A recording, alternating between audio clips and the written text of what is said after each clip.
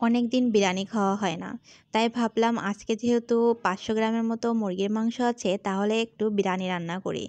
সেজন্য আমি বিরিয়ানি রান্না করতে চলে আসলাম। চুলাটা অন করে প্রথমে একটি কড়াই বসিয়ে দিলাম।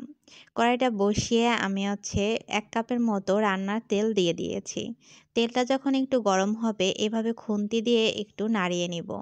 তারপর আগে থেকে কেটে রাখা 2-3টি আলু ধুয়ে পরিষ্কার করে রেখেছিলাম, সেটা দিয়ে দিলাম। তার ভিতরে দিয়ে দিলাম স্বাদ মতো লবণ আর হাফ চামচের মতো মরিচের গুঁড়া। মরিচের গুঁড়া দিয়ে আমি আলুগুলো ভেজে নিব। এই ভাজা আলুগুলো খেতে অনেক মজা লাগে। আমি তো 4-5 পিস খেয়ে নিয়েছি। আলু ভাজা তেলের ভিতরে আমি বিরিয়ানির থেকে আলাদা করা গরম মশলাগুলো দিয়ে দিয়েছি। দিয়ে আমি কয়েক সেকেন্ডের জন্য ভেজে এখন আমি দিয়ে দিলাম মিডিয়াম সাইজের 4টি পেঁয়াজ কুচি। পেঁয়াজটা দিয়ে একটু 5 মিনিটের মতো নাড়িয়ে নিতে হবে। তাহলে যখন একটু পেঁয়াজটা সফট হয়ে আসবে, তখন আমি দিয়ে দিব 1 চামচ আদা বাটা, 1 চামচ রসুন বাটা, 1 চামচ পেঁয়াজ বাটা আর 1 চামচ গরম মশলা এবং জিরা বাটা। তার পরিমাণ দিব আমি কাঁচামরিচের পরিমাণটা সম্পূর্ণ নিজের উপরে। আমি এখানে যতটা ঝাল খাবো তার জন্য সেই পরিমাণে দিয়েছি। স্বাদ মতো লবণ এবং যখন আদা রসুনের গন্ধটা চলে যাবে, তখন আমি দিয়ে দিয়েছি মাংসগুলো। মাংসগুলো দিয়ে খুব ভালো করে কষিয়ে নিব। একটু কষানো হয়ে যাওয়ার পর যখন একটু সুন্দর ফ্লেভার বের হবে, তখন আমি দিয়ে দিয়েছি কিশমিশ, কাজু বাদাম, পেস্তা বাদাম এবং চীনা বাদাম বাটা 1 কাপ।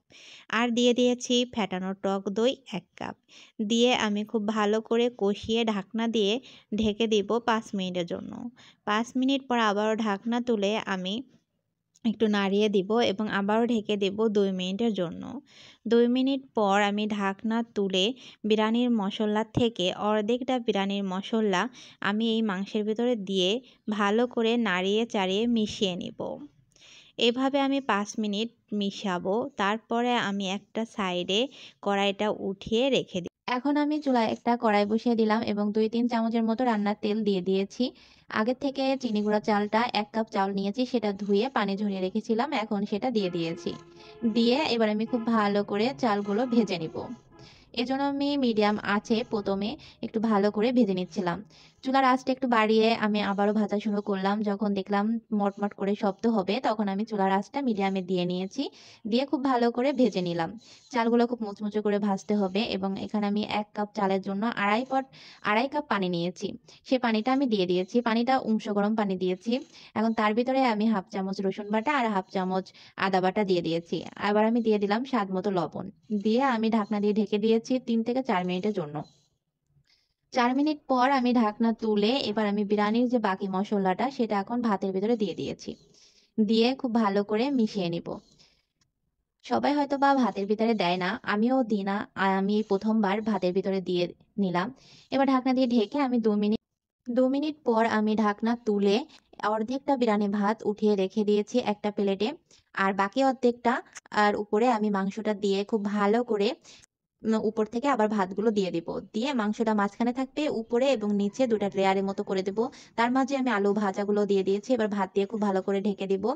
এর ভিতরে আমি ৫-৬ টা কাঁচামরিচ ভালো করে দিয়ে দিয়েছি। তার উপরে ১ চামচ ঘি দিয়েছি। এখন আমি চুলার স্ট্যান্ডের উপর একটা তাওয়া বসিয়ে তারপরে বিরিয়ানি ভাতের পাতিলটা রেখে আমি পুঁতা দিয়ে ঢেকে দিয়েছি, যাতে ভিতরে কোনো ভাপ না যেতে পারে। তবে বিরিয়ানিটা খেতে অনেক মজা হয়েছিল, বিশ্বাস করবেন না। একটু ভিন্ন পদ্ধতি রান্না করছি, কিন্তু তারপরও অনেক মজা হইছে, আলহামদুলিল্লাহ।